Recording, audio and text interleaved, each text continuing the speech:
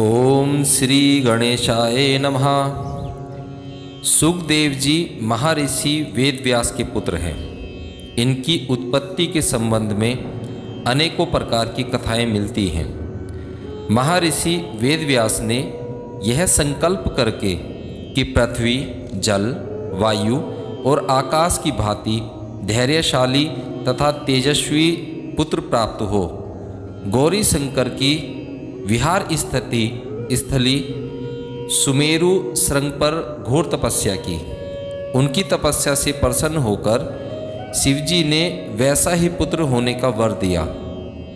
यद्यपि भगवान के अवतार श्री कृष्ण द्वापर की इच्छा और दृष्टि मात्र से कई महापुरुषों का जन्म हो सकता था और हुआ है, तथापि अपने ज्ञान तथा सदाचार के धारण करने योग्य संतान उत्पन्न करने के लिए और संसार में किस प्रकार से संतान की सृष्टि करनी चाहिए, यह बात बताने के लिए ही उन्होंने तपस्या की होगी। सुखदेव की महिमा का वर्णन करते समय इतना स्मरण हो जाना कि वे वेदव्यास की तपस जनित पुत्र हैं, उनके महत्व की असीमता सामने ला देता है। एक दिन वे अरणि मंथन कर रहे थे। उसी समय घृतची अप्सरा वहां आ गई। संयोग ही ऐसा था, या यूँ कहें कि यही बात होने वाली थी। उनका वीर्य अरणि में ही गिर पड़ा। उसी से सुखदेव का जन्म हुआ। उनके शरीर से निर्धूम अग्नि की भांति निर्मल ज्योति फैल रही थी। वे उस समय 12 वर्ष के बालक की भांति थे। स्त्री रूप धारण करके गंगा जी वहां आई। बालक को उन्होंने स्नान कराया। आकाश से काला मृगचर्म और दंड आया। गंधर्व, अप्सरा, विद्याधर आदि गाने बजाने और नाचने लगे। देवताओं ने पुष्प वर्षा की। सारा संसार आनंदमग्न हो गया। भगवान शंकर और पार्वती ने स्वयं पधारकर उसी समय उनका उपनयन संस्कार करवाया। इसी समय सारे वेद, उपनिषद, इतिहास आदि मूर्तिकार होकर उनकी सेवा में उपस्थित हुए। अब वे ब्रह्मचारी होकर तपस्या करने लगे। उनकी प्रवृत्ति धर्म, अर्थ और काम की ओर न थी। वे केवल मोक्ष का ही विचार करते रहते थे। उन्होंने एक दिन अपने पिता वेदव्यास के पास आकर बड़ी नम्रता के साथ मोक्ष के संबंध में बहुत से प्रश्न किए। उत्तर में वेदव्यास देव ने बड़े ही वैराग्यपूर्ण उपदेश दिए। यथा, बेटा, धर्म का सेवन करो, यम नियम तथा दैवी संपत्तियों का आश्रय लो। यह शरीर पानी के बुलबुले के समान है। आज है तो कल नहीं, क्या पता किस समय इसका नाश हो जाए। इसमें आसक्त होकर अपने कर्तव्य को नहीं भूलना चाहिए। दिन बीते जा रहे हैं, क्षण क्षण आयु छिन रही है। एक एक पल गिनती में से भागा जा रहा है। तुम्हारे शत्रु सावधान हैं, तुम्हें नष्ट कर डालने का मौका ढूंढ रहे हैं। अभी अभी इस संसार की ओर से अपना मुंह मोड़ लो। अपने जीवन की गति उस ओर कर दो जहां उनकी पहुंच नहीं है, यानी कि नारायण की शरण में।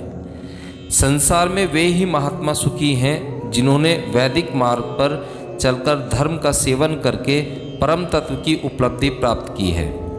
उनकी सेवा करो और वास्तविक शांति प्राप्त करने का उपाय जानकर उस पर आरूढ़ हो जाओ।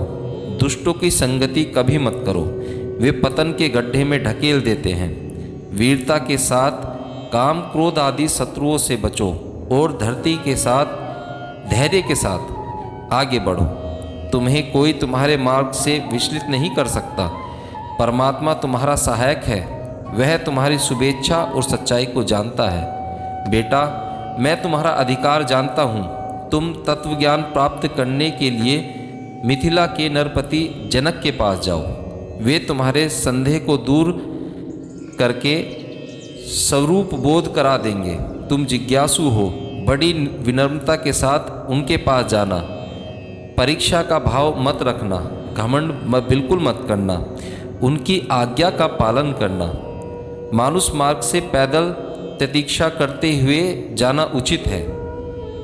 पिता की आज्ञा सिरोधार्य करके सुखदेव जी महाराज कई वर्ष में अनेकों प्रकार के कष्ट सहते हुए मिथिला में जनक के पास पहुँचे। द्वारपालों ने उन्हें अंदर जाने से रोक दिया, परंतु उनकी उज्ज्वल ज्योति को देखकर और तिरस्कार की दशा में भी पूर्ववत प्रसन्न देखकर एक ने उनके पास आकर बड़ी अभ्यर्थना की। वह उन्हें बड़े सत्कार से अंदर ले गया।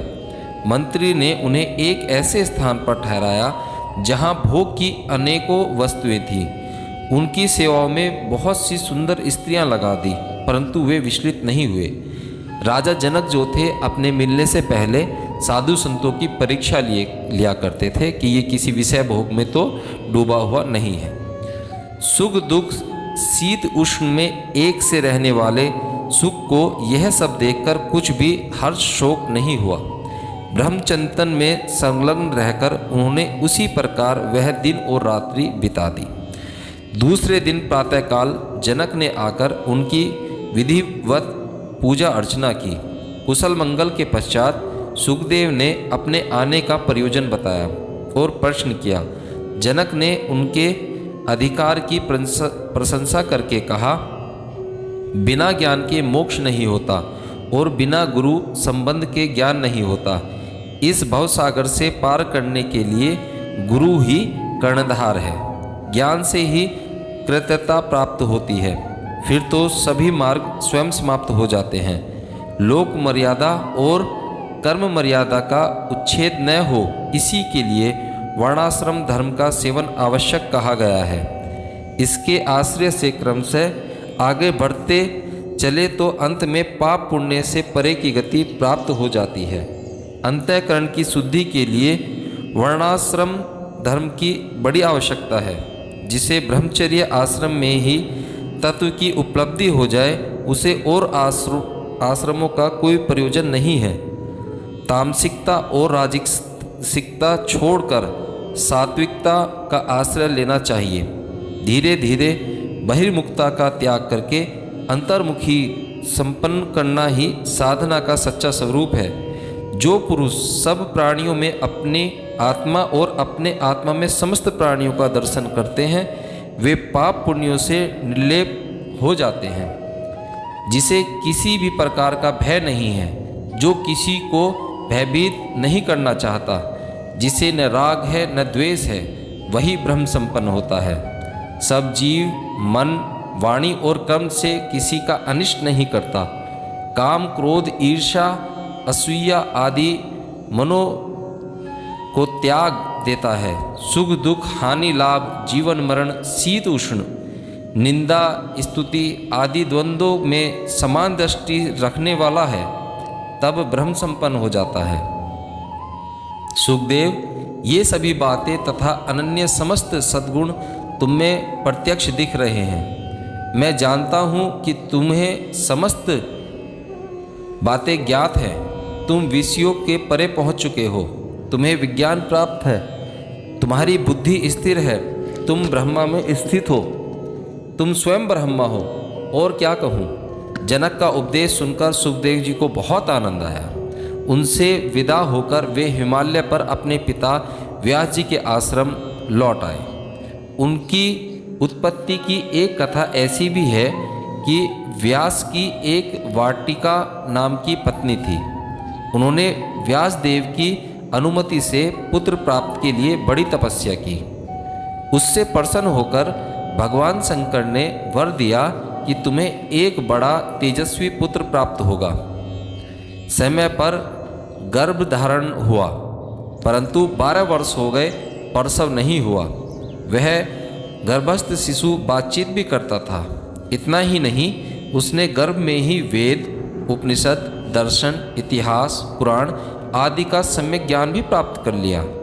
अब व्यास देव ने बालक से बड़ी प्रार्थना की कि गर्भ से बाहर निकल आओ, परंतु उसने यह कहकर गर्भ से बाहर आना अस्वीकार कर दिया कि मैंने अब तक अनेक योनियों में जन्म धारण किया है, बहुत भटक चुका हूँ, अब बाहर न निकलकर यहीं भजन करने का विचार है।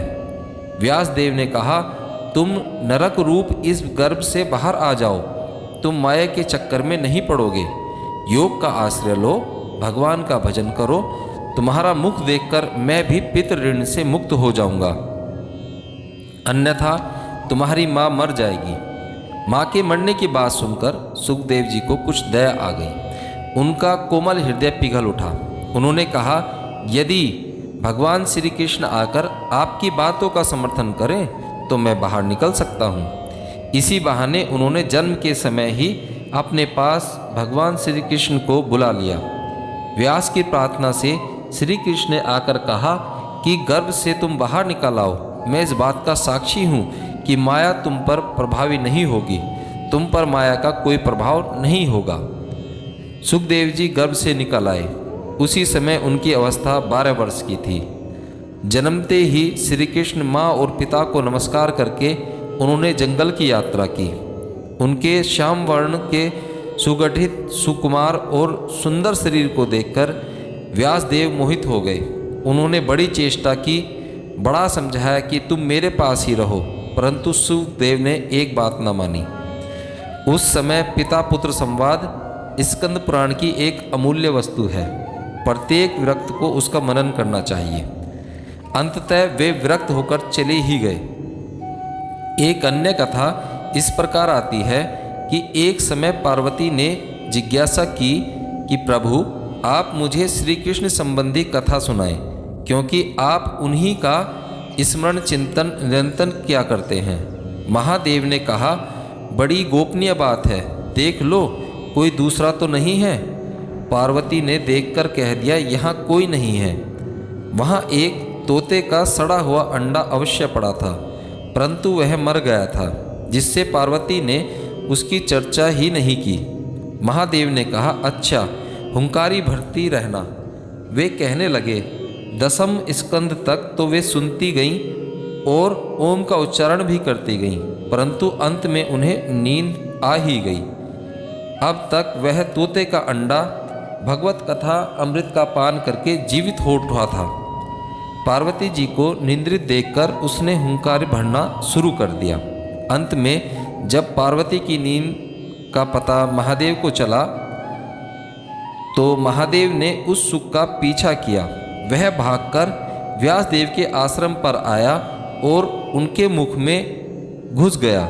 महादेव के लौटने पर फिर यही सुख व्यासदेव के पुत्र के रूप में प्रकट हुआ। इस प्रकार अनेकों कथाएं आती हैं। इसलिए कभी आप मुजफ्फरनगर के सुखदेव तीर्थ जाएं, या सुक्करताल कहते हैं जिसे, वहाँ पर जाएं तो वहाँ पर वट का एक विशाल वृक्ष है और उसमें अनेकों तोते रहते हैं, जो कि बहुत ही प्राचीन मंदिर है। तो वहाँ पर तोतों को देखना बहुत ही शुभ माना जाता है। इस प्रकार की अनेकों कथाएं आती हैं। ये सभी सत्य हैं, स्वयं व्यासदेव की लिखी हैं और कल्प भेद से संभव भी हैं। उनका जीवन विरक्तिपूर्ण था। वे निर्गुण में पूर्णतः निर्विष्ट थे। व्यास जी से अलग ही विचरते रहते थे। गांवों में केवल गो दूहने के समय जाते और उतने ही समय वहां रहते। अपने को सर्वदा गुप्त रखते। व्यास जी की इच्छा थी कि ये मेरे पास आते और मेरे जीवन की परम निधि भगवत संगीता का अध्ययन करते, परंतु वे मिलते ही न थे। व्यासदेव ने भगवत का एक अनंत श्लोक अपने विद्यार्थियों को रटा दिया था। वे उसका गायन करते हुए जंगलों में सिमिधा लाने जाया करते थे। एक दिन उसे सुखदेव जी ने सुना। श्री कृष्ण की लीला ने उन्हें खींच ही लिया। वे निर्गुण निष्ठ होने पर भी भगवान के गुणों में रम गए। उन्होंने 18,000 श्लोकों का अध्ययन किया।